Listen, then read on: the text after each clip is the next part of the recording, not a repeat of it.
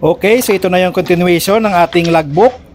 Tapos na tayo dito sa mga speed at sa mga distance sa left side. Dito naman tayo sa right side, yung mga fuel consumption.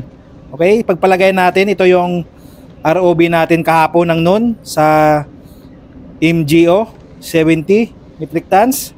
Yung sa bunker natin, 500 metric tons. So ngayong noon, magre-reading tayo ng flow meter at i-compute natin yung fuel consumption. Sa pag-compute ng flow meters, depende yan sa orientation ng flow meters nyo kung paano siya nakadesign. Okay? For example, dito sa amin, yung flow meter ng main engine inlet, yan, tingnan mo. Tapos dito sa main engine, tapos yung sa generator, doon din dadaan.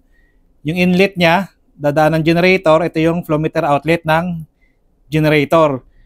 Okay, so kung ano yung consumption dito sa main engine, ma-minus mo pa yung consumption sa generator. So meron may mga design na yung hiwalay yung sa main engine inlet, saka may outlet siya, at yung generator hiwalay sila. Okay, so dito sa amin, may common sila na flow meter yung sa main engine. Okay.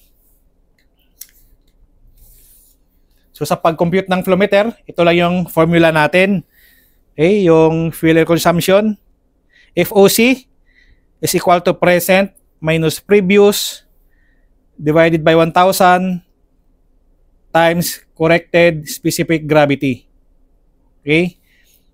So, for example, yung present natin na flow meter, 8621, yung kahapon, minus 58420, liters yan. Para maging cubic meter, di-divide mo sa 1,000.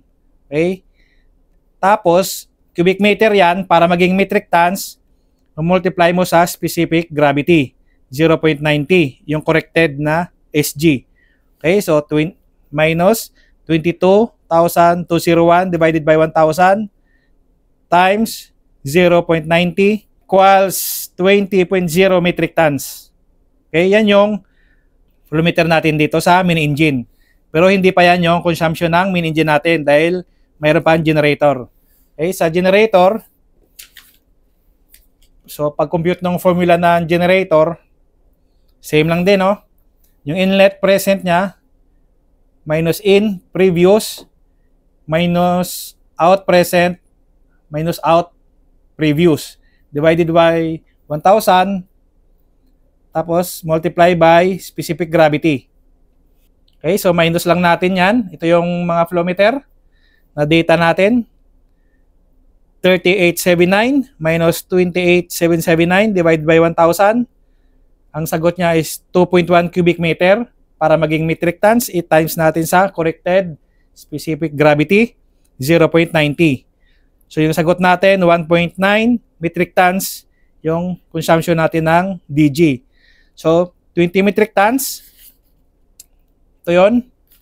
Minus natin sa 1.9 equals 18.1 yung main engine consumption natin. Okay? So, bali yung 1.9 sa DG, 18.1 sa main engine. So, ililipat na natin sa logbook. Okay, wala naman tayong consumption dahil pag underway, wala naman masyadong gamit yan. 70.0. Dito, pag fill up dito, yan. So, dito sa consumption, M, main engine, yung D, generator, yung B, boiler. Okay, dahil main engine tayo, dito tayo, 18.1. Yung generator, 1.9. Okay, so wala yan. So, minus mo lang yan. Yung sagot natin dito, 480.0. Yan. Okay? So, ganun lang mag-compute ng fuel consumption. Itong dito sa mga LO natin, cylinder oil, bearing oil, madali lang to. So, hindi na natin kailangan i-explain yan.